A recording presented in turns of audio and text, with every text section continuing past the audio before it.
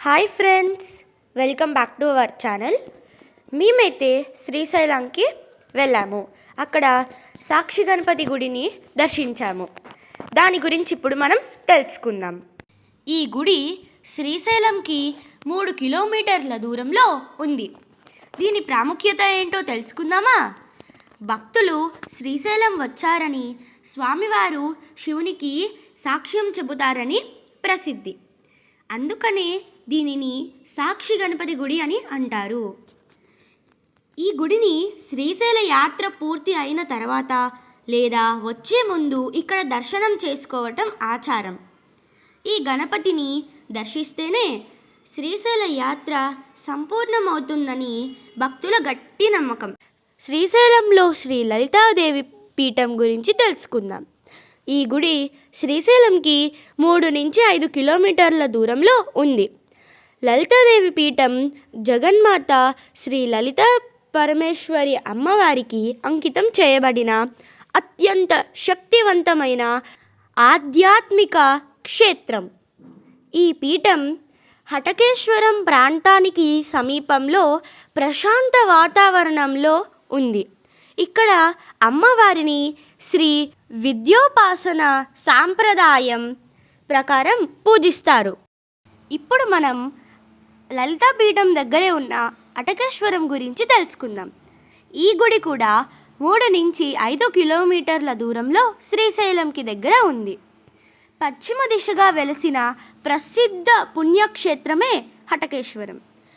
భక్తుని కన్నీటిని తుడవడానికి పరమశివుడు పగిలిన కుండ పెంకులో స్వయంభుగా వెలసాడని, ఇక్కడ శివుడిని పూజిస్తే సమస్త రోగాలు కష్టాలు తొలగిపోతాయని భక్తుల గాఢ నమ్మకం. జగద్గురు శ్రీ ఆదిశంకరాచార్యులు శ్రీశైల పర్యటన సమయంలో ఈ హటకేశ్వర ప్రాంతంలోనే నివసించినట్లు చారిత్రక ఆధ్యాత్మిక కథనాలు చెబుతున్నాయి. మల్లమ్మ కన్నీరు ఆలయం గురించి తెలుసుకుందాం. దీని పూర్తి పేరు హేమారెడ్డి మల్లమ్మ మందిరం. ఇది శ్రీశైలంకి 2 కిలోమీటర్ల దూరంలో ఉంది. ఇప్పుడు దీని చరిత్ర ఏంటో తెలుసుకుందామా? 14వ శతాబ్దానికి చెందిన పరమశివ భక్తురాలు హేమారెడ్డి మల్లమ్మ శ్రీశైలంలో కఠోర తపస్సు చేసి శివుని అనుగ్రహం పొందగా ఆమె ఆనంద బాష్పాలు ఇక్కడ నీటి దారలుగా వెలిశాయని భక్తుల ప్రగాఢ విశ్వాసం. ఇక్కడ రోళ్ళు రోకల సాంప్రదాయం జరుపుతారు. ఇక్కడ రోకలు నిలబడితే మల్లమ్మ అనుగ్రహం ఉంటుందని భావిస్తారు. అంతేకాకుండా అమ్మవారి దయగా మనకి బాధలన్నీ తొలగిపోతాయని భక్తుల నమ్మకం. ఇప్పుడు మనం మరో పవిత్రమైన దేవాలయం గురించి తెలుసుకుందామా? అదే శిఖరం. ఇది శ్రీశైలంకి 8 కిలోమీటర్ల దూరంలో ఉంది.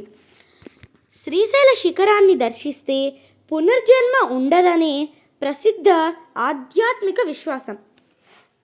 అయితే ఈ శిఖరం నుంచి ప్రధాన ఆలయ శిఖరం స్పష్టంగా కనిపిస్తే ఆ వ్యక్తి 6 నెలలలో మరణిస్తారనే ఒక బలమైన ప్రాచీన నానుడి కూడా ప్రజలలో ఉంది.